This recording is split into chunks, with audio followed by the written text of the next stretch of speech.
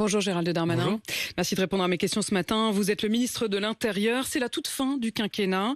Incertitude partout, violence en Corse, l'île qui s'embrase depuis la tentative d'assassinat d'Ivan Colonna en prison le 2 mars. Et c'est précisément ce moment que vous choisissez, ce contexte que vous choisissez pour ouvrir des discussions pour un changement majeur, l'autonomie de la Corse. Est-ce que c'est le moment ? C'est le moment, je crois. Il y a eu cette tentative d'assassinat sur Ivan Colonna.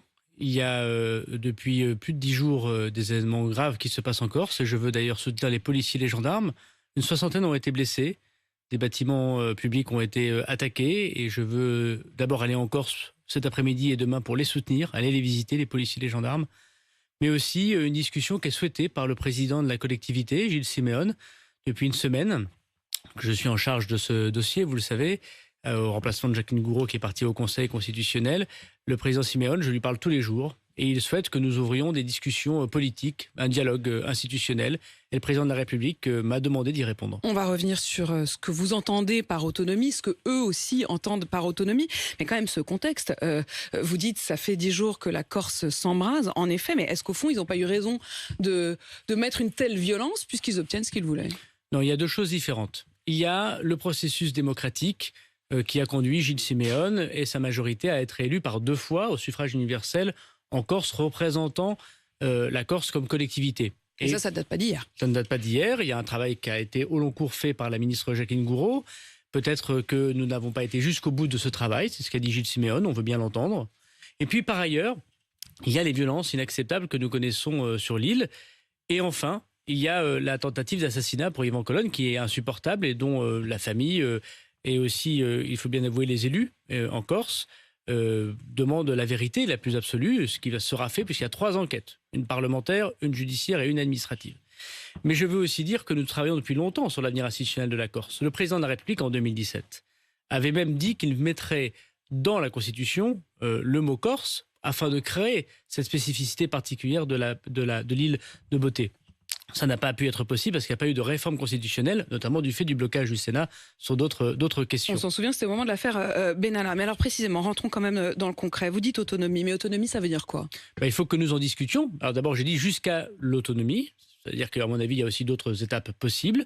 Il faut aussi regarder ce qui a été... Enfin, si vous leur proposez l'autonomie, ils ne vont pas s'en passer. Nous sommes là pour un dialogue et on n'est pas là pour conclure le dialogue avant de le commencer. Et ça ne se fera pas en 2 jours. C'est un processus qui doit être assez long, bien évidemment. Quel calendrier ? Écoutez, là, il y a une élection présidentielle, donc il est sûr que c'est dans le prochain mandat d'un prochain ou d'une prochaine président de la République ou d'une prochaine présidente de la République. C'est pour ça que le contexte est quand même un peu étrange, vous l'admettrez. Mais pour l'instant, on peut commencer à dialoguer. Vous savez, il y a des questions institutionnelles. On commence à 4 semaines de la fin, quoi. Non, mais il y a des questions institutionnelles comme la Corse ou comme certains territoires ultramarins qui dépassent de très nombreux gouvernements et de très nombreux présidents de la République. Moi, je vais en Corse aujourd'hui, encore une fois, pour soutenir les policiers et gendarmes, pour discuter avec Gilles Siméone, pour discuter avec les forces vives de la Corse et voir quel calendrier on peut mettre en place et quels attendus. Vous savez, dans l'autonomie, il y a plusieurs types. C'est ce que j'allais vous demander. Est-ce qu'ils pourraient aller jusqu'à, par exemple, récupérer la compétence fiscale, lever leur propre impôt ? Il faut que nous discutions de tous ces sujets. En tout cas, vous n'y êtes pas fermé. Je commence une négociation, si j'ose dire, ou une discussion, l'esprit ouvert, mais aussi avec dire ce qu'il est possible de faire et quels sont les moyens qu'on se donne pour le faire. Il y a déjà beaucoup de compétences qui ont été données à la collectivité de Corse. La Cour des comptes et un certain nombre d'observateurs disent qu'elle ne les utilise pas totalement non plus. La question des déchets, la question du logement. Il faut voir comment on peut l'aider d'ailleurs davantage à accomplir ces nouvelles compétences qui ont été données, notamment sous le gouvernement de François Hollande. Mais je regarde autonomie, ça peut être aussi une autonomie à l'intérieur même de la Constitution d'aujourd'hui. La Polynésie française a un statut d'autonomie qui lui permet évidemment d'être totalement dans la République et d'avoir une spécificité particulière, notamment c'est elle qui gère tout ce qui relève économique et social. Il y aura donc une modification de la Constitution. On verra bien. En tout cas, c'est pas moi qui la décide, c'est le président de la République, le Congrès et le peuple souverain, le cas échéant. Et ce n'est pas encore la conclusion de nos discussions qui vont être forcément longues, forcément difficiles. Moi, je veux dire tout le respect que j'ai pour la Corse, pour les Corses, leur dire que leur avenir est pleinement dans la République française et que nous devons discuter cependant des difficultés ou des irritants que nous avons depuis très longtemps. Vous l'avouerez, ça fait quand même 10 jours que vous avez récupéré le dossier. C'est un peu un cadeau empoisonné quand même. Non, je suis là pour servir la République. Voilà. Et vous allez répondre à des personnes qui seront face à vous aujourd'hui, qui criaient il y a encore quelques jours « l'État français assassin ». Il y a eu des propos insultants et excessifs contre les Français, contre la République, qui sont inacceptables. Je l'ai dit d'ailleurs à qui de droit.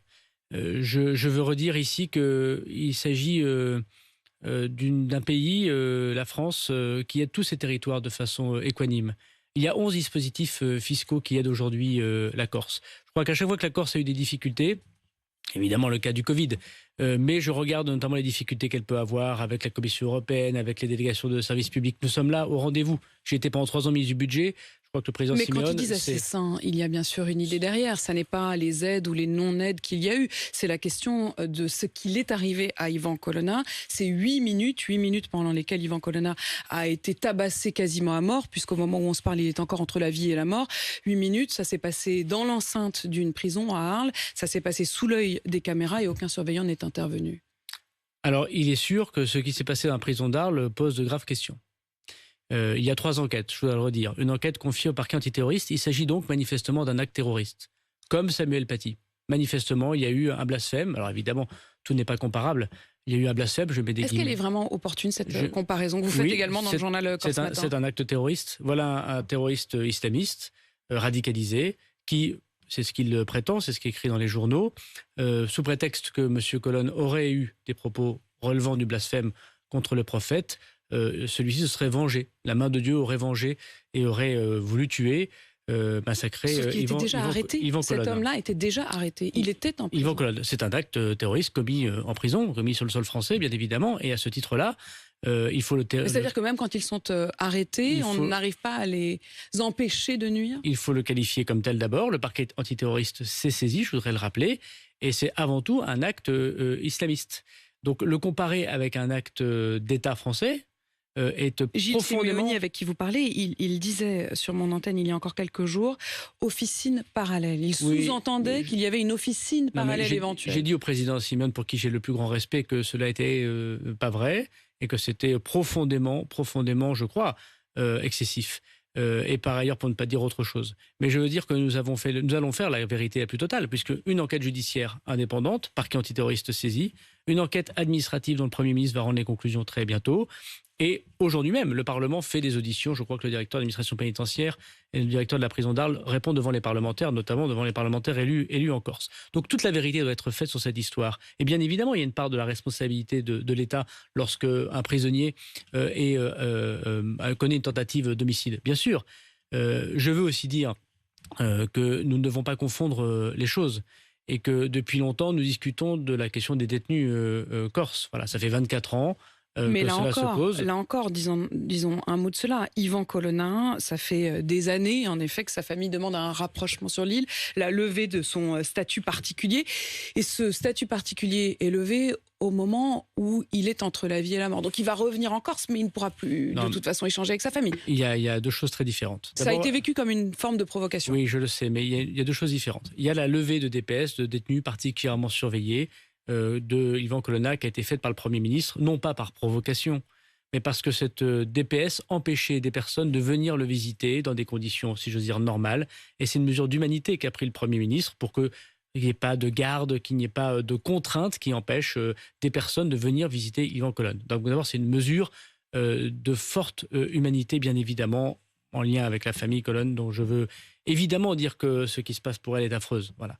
Par ailleurs, je veux souligner que les 2 DPS, pour les 2 autres personnes du commando dit Erignac, qui sont aujourd'hui dans une prison métropolitaine, leur levée de DPS était prévue et le rapprochement en Corse était prévu à une date qu'il fallait évidemment choisir. Parce que vous avez choisi d'ailleurs ? Nous avons mis en place... Vous savez à peu près quand est-ce que ça va arriver ? Nous avons mis en place à la prison notamment de Burgos en Corse des aménagements. Et ils sont faits, ces aménagements. Donc tout est prêt pour qu'ils puissent rejoindre l'île. Mais comme nous ne cédons pas à la pression de la rue, il ne peut y avoir de rapprochement décidé par le Premier ministre que lorsque les choses seront calmes en Corse. Et lorsqu'il n'y aura pas de violence urbaine. Et lorsque les bombes agricoles auront arrêté d'être lancées contre des policiers ou des gendarmes. Nous ne cédons pas à la pression de la rue, alors que depuis 10 jours, il y a une violence sans précédent en Corse et que c'est le moment que vous choisissez pour parler d'autonomie.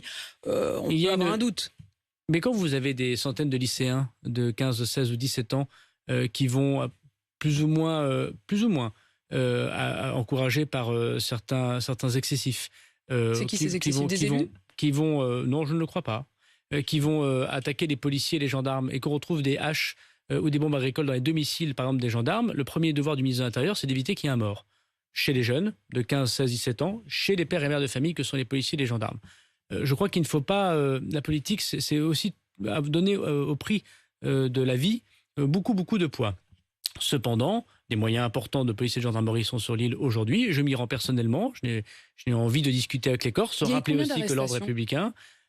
Rappeler également l'ordre républicain qui doit être au rendez-vous et de dire que tout ça ne peut se dérouler qu'avec les élus, qui sont les seuls légitimes à discuter, me semble-t-il, avec le gouvernement, avec le président Siméon, et voir ce que donnerait l'autonomie. Peut-être qu'on ne se mettra pas d'accord à Pauline de Malherbe. Il est possible qu'on ne se mette pas d'accord, mais nous ouvrons ce dialogue. Sur les arrestations, sur les émeutes, est-ce que vous pouvez nous faire un bilan ? Il y a eu 5 interpellations, dont toutes étaient présentées à la justice. Quand Jean-Guy Talamoni était mon invité ce matin sur RMC, il parle de cynisme. Il dit que pour lui, votre démarche est, je le cite, suspecte, une manière de vouloir retrouver le calme le temps de la campagne. Mais je pense qu'il faut que nous regardions l'avenir avec des femmes et des hommes de bien qui veulent la paix civile. Il y a ceux qui ne veulent peut-être pas la paix civile. Dans ces cas-là, effectivement, nous ne pouvons pas dialoguer avec eux. Mais moi, j'ouvre la porte à tous ceux qui veulent dialoguer et tous ceux qui ont l'intérêt des Corses, de la France, chevillé au corps. C'est le cas du président de la République. Vous savez, jeudi, c'est la période de réserve pour les membres du gouvernement. C'est-à-dire que nous n'avons plus le droit de nous déplacer du fait des règles de la campagne électorale. J'aurais pu attendre demain pour dire finalement, je ne me rendrai pas en Corse parce que le sujet est trop complexe, parce qu'il y a des propos qui sont trop excessifs. Je ne fais pas ce choix. Le président de la République m'a demandé d'y aller. Je crois que c'est un acte de dialogue et de respect vis-à-vis de la Corse qui a apporté beaucoup à la République, qui en apportera encore beaucoup demain à la République. Je vois déjà les attaques dont nous sommes victimes parce que nous ouvrons la porte du dialogue avec les Corses. Je pense que le président de la République aurait pu très bien dire on répond par la police et par la gendarmerie et pas par le dialogue politique. Gérald Darmanin, vous appelez ça l'ouverture d'un cycle de discussion sans précédent et vous le disiez vous-même, à partir de demain, il y a une période de réserve et dans un mois, il y a les élections. Vous savez où vous serez, vous, dans 5 semaines ? Non. Au pire à Tourcoing, mais c'est une très belle chose que d'être à Tourcoing, donc tout va bien. Vous savez, le sujet n'est pas celui des destins des hommes. Mais il y a quelque chose de si vous voulez l'autonomie, votez Macron. Non, c'est pas le cas. Vous savez, beaucoup de candidats à la présidentielle, je les ai observés, ont dit des choses très, très avancées sur la Corse. J'ai constaté que Mme Pécresse, par exemple, a parlé d'un grand acte de décentralisation pour la Corse, sachant que la loi Bailey avait déjà donné, y compris l'adaptation législative à la Corse, ce qui est déjà possible pour l'île. Ça voulait évidemment dire un acte qui pouvait aller jusqu'à l'autonomie. Mais vous savez, l'autonomie, aujourd'hui, il y a des territoires français qui en vivent et qui en vivent très bien. Regardez encore une fois la Polynésie française. Mais ça n'était pas envisagé pour la Corse, ni même par Emmanuel Macron. En tout cas, ce qui est certain, c'est que nous sommes aujourd'hui dans une situation nouvelle en Corse et que le gouvernement de Siméon a dit, voilà, pour sortir de cette impasse, il faut que nous ayons un dialogue. Nous avons répondu oui. Il nous a dit que ce dialogue doit être institutionnel. Nous répondons oui. Nous sommes capables d'avoir ce débat institutionnel. Mais nous devons parler des autres sujets aussi qui concernent les Corses.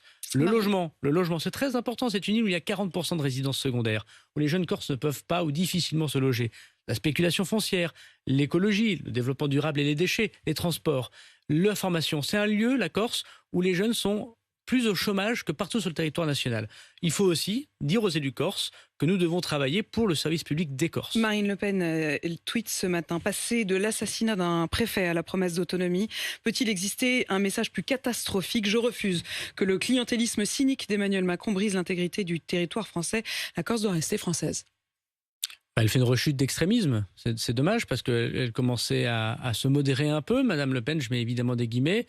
C'est évidemment tout à fait politicien et abrasif de dire ce qu'elle dit. Et puis, par ailleurs, tout le monde veut que la Corse reste française. Il est hors de question de parler d'autre chose.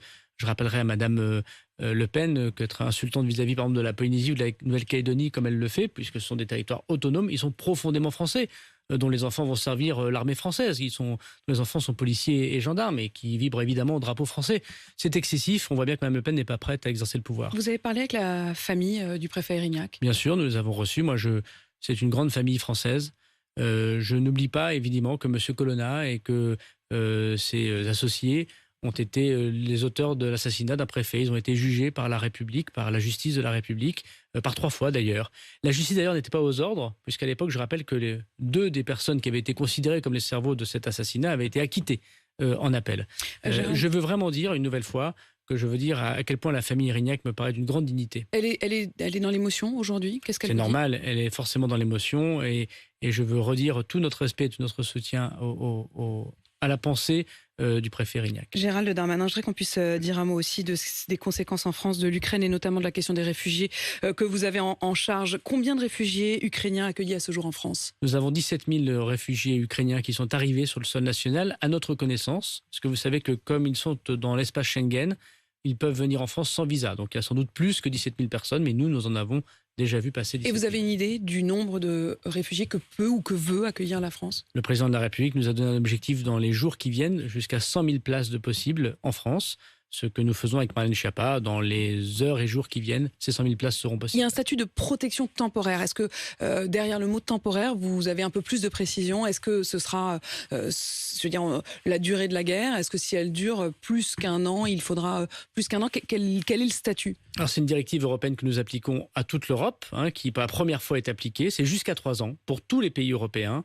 Nous espérons d'ici 3 ans que l'Ukraine retrouve évidemment la paix et le retour des Ukrainiens en Ukraine. Sinon, nous verrons évidemment bien comment nous pouvons l'adopter. Je rappelle que c'est accès aux soins sans jour de carence, possibilité de travailler immédiatement, scolarisation des enfants bien évidemment, hébergement. Et lorsqu'on ne peut pas travailler, il y a beaucoup de femmes seules qui élèvent beaucoup d'enfants. On les a vus hier avec le président de la République. C'est une aide sociale qu'on appelle l'ADA. La scolarisation d'ailleurs des enfants, sur ces 17 000 Ukrainiens qui ont été accueillis en France, est-ce qu'ils ont, les enfants tous, pu faire une sorte de rentrée scolaire ? Alors il y a plus de 600 enfants ukrainiens qui ont été scolarisés en France. Jean-Michel Blanquer y travaille avec Marlène Schiappa et donc effectivement nous scolarisons tous les enfants qui seront sur le sol national. Vous lancez aujourd'hui une loi d'orientation de programmation du ministère de l'Intérieur qui va prendre acte. 15 milliards d'euros supplémentaires sur 5 ans pour le budget du ministère de l'Intérieur. Là encore, il était temps ? Alors non, il était temps. C'est la deuxième couche, si je veux dire, budgétaire, puisque la première a été donnée pendant le quinquennat. On a eu 12 milliards, grosso modo, d'augmentation en 5 ans pour le ministère de l'Intérieur, sans précédent, avec la création de 10 000 policiers et gendarmes. Il s'agit de préparer la France pour l'avenir, quels que soient d'ailleurs ses gouvernements. Vous savez, l'avenir, c'est quoi ? L'avenir, ce sera le cyber. L'essentiel de notre délinquance dans les 5-10 ans qui viennent. Il y aura d'ailleurs 7,5 milliards sur 5 ans qui seront investis spécialement dans les questions numériques. Exactement. L'attaque terroriste de demain, ce sera un drone chargé d'explosifs qui ira sur une foule et ce sera peut-être une attaque cyber qui attaquera un hôpital et les morts seront malheureusement plus nombreux que lorsque les hommes rentrent avec des kalachnikovs dans des salles. Voilà, même si cette possibilité existe évidemment encore. Donc il faut préparer la France à ces attaques cyber. Attaques cyber des particuliers, 60% des PME ont été attaqués, des grandes entreprises, des hôpitaux, de notre vie de tous les jours. Préciser également que cette magnifique loi, qui permet justement, je crois, de toucher la protection de la France dans l'avenir technologique que nous connaissons, elle prépare les Jeux Olympiques aussi en 2024, 11 créations de CRS ou de gendarmes mobiles supplémentaires, 50 000 policiers et gendarmes grâce à la réserve que nous créons. Vous parliez à l'instant de ces attaques. Je voudrais qu'on dise un mot de ce qui s'est passé hier au procès des attentats du 13 novembre qui se poursuit. Salah Abdeslam a enchaîné les provocations, les insolences, à tel point que les audiences ont dû même être suspendues. Et il a eu cette phrase: « Si la France m'avait mieux traité, j'aurais peut-être parlé. La France a bousillé ma vie. » Est-ce qu'il y a une forme de responsabilité, de terreau? C'était les mots qu'avait utilisés à l'époque Emmanuel Macron lorsqu'il n'était pas encore président. Il avait parlé d'un terreau et d'une forme de responsabilité de l'État. Est-ce que cet état d'esprit, est-ce que cette question du terreau est encore une question aujourd'hui? Moi, je trouve que les propos de Salah Abdeslam sont profondément ignominieux, profondément insultants pour la nation française. Et je crois que le meilleur moyen de répondre à M. Abdeslam, c'est le silence du mépris. Et on terminera justement cette interview sur ce silence. Gérald beaucoup. Darmanin, merci d'avoir répondu à mes questions ce matin. Vous êtes le ministre de l'Intérieur. Je rappelle donc que vous partez en Corse dans les toutes prochaines heures pour y passer 2 jours après avoir évoqué la possibilité d'aller jusqu'à l'autonomie. Il est 8h52.